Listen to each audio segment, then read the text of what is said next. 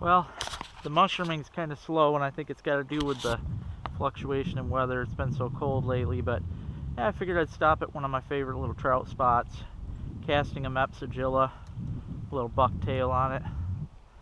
I've had a couple hits, so I know there's some fish in here.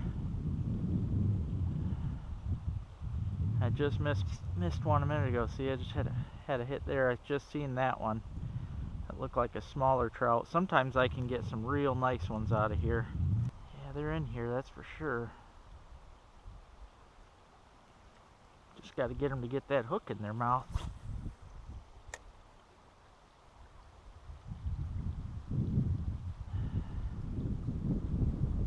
Trout are bad about that, though. I don't know how many times, even through the ice on the camera, I've watched trout come in and totally miss the hook. I mean, they'll smack at it, but they won't get any part of it. It's like they got bad depth perception or something. There we go. This fish hit pretty hard. Boy, if I didn't say any better. No, it's a brookie, as I say. All that color, I thought it might have been a brown.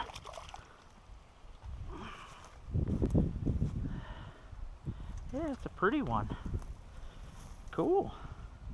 It's my first one of the year. Man, he's got it all up in his gills. He's all tangled. Yeah, I'm gonna keep this one. He's got the hook in his mouth, and then he wrapped it around his gills. Man, what a pretty fish.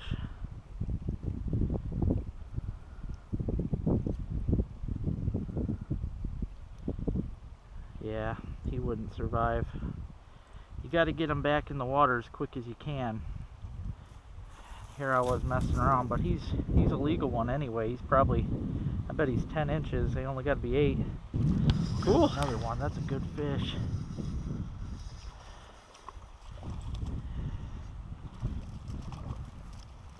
Nice. Cool. Another good one. Save these up for dinner. Alright guys, we got a beautiful 9 and 10 inch brook trout here. Nothing huge, but good eating size. And I am going to show you how I fillet these. Hopefully you can see alright. I basically do them the same as all my other fish, except I butterfly these. Which a lot of you old timers are going to look at me right now and be like, why is he doing that? Because a lot of them like to eat them whole. You know, throw them in a frying pan, just gut them, cut the head off, maybe not even do that. But me personally, if it comes down to picking out bones or, you know, just having a boneless piece of meat, well, I'd rather have the boneless. so what I do, I fillet them. As you see, I'm not losing any meat. That's all bone. All that is bone. And then I leave that attached on the belly. Flip it over. And then I do the other side.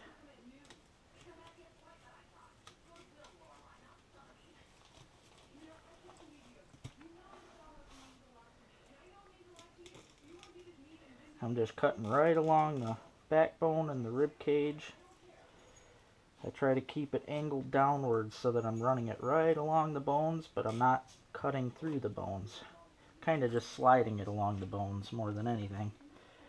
Boom, as you can see there, perfect cut of meat except that one fin bone. Sometimes that comes off, and then you got the center fin bone, but that ain't gonna matter. Right there you've got a beautiful boneless butterflied brook trout, which this will fry up nicely.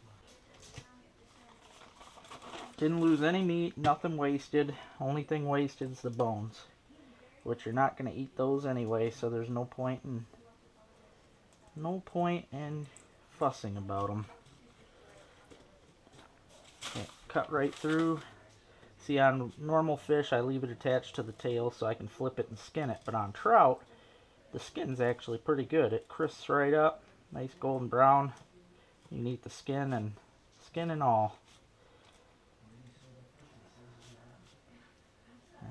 Look at that, beautiful. Now you can tell these are wild fish. The farm-raised fish, you know, from people stocking a stream or a pond, their meat's not going to be pink or orange. It's going to be kind of white.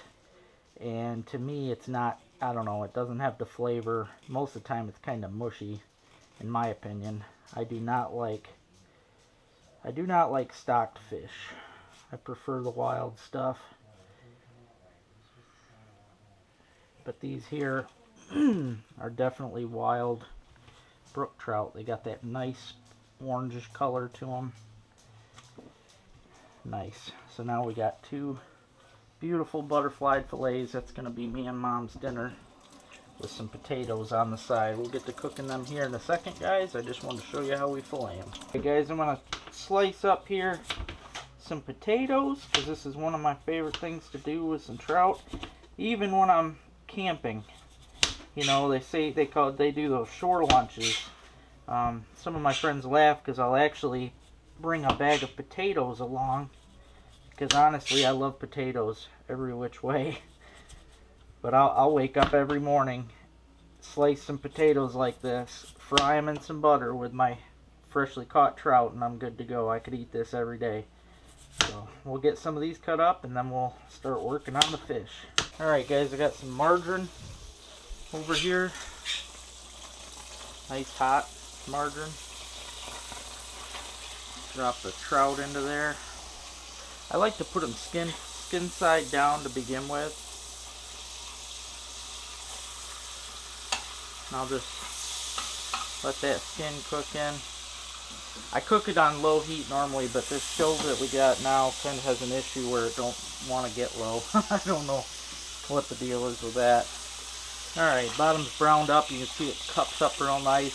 The fish itself is actually just about done. So when you flip it, you don't have to have it on very long. But I like to use some lemon pepper. Mrs. Dash is really good. Sprinkle some lemon pepper on there, just to give a little flavor. Lemon goes good on any trout or salmon. But get some lemon pepper on there. Flip it over. Oh yeah, she's cooking up nice.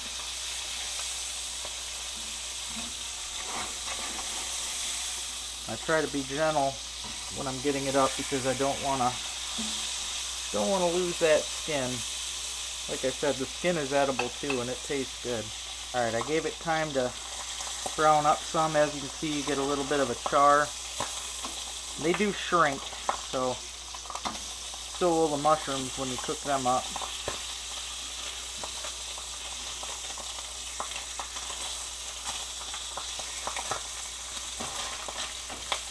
Yep, give these just a little bit more. They're just about done. Now the potatoes, I usually do them in the frying pan, like if I'm camping or something. I'll use like a cast iron one, but as you can see, I got a deep fryer, so it's a little quicker for me to do the fish in that deep frying.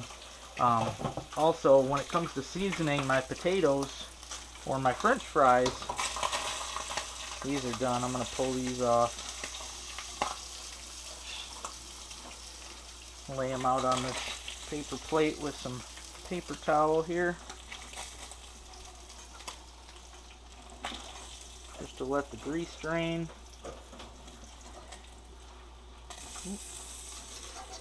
But when I season my potatoes, my French fries, I like to use popcorn seasoning. You'll find this at the store. This one's Colonel Seasons, but I'll tell you, this stuff right here, any popcorn seasoning. As you can see, I got nacho cheddar, garlic parmesan, cheesy jalapeno. I mean, they've got tons of different flavors, and these things are excellent on potatoes.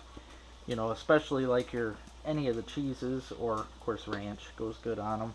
Oops, I almost sprinkled them on the fish. Probably be alright, but I don't want to do that.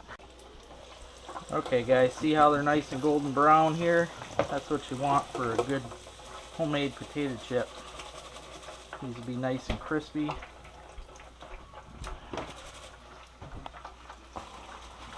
Oh yeah. Well, that's how you make some potato chips right there. And then sprinkle my seasoning all over them.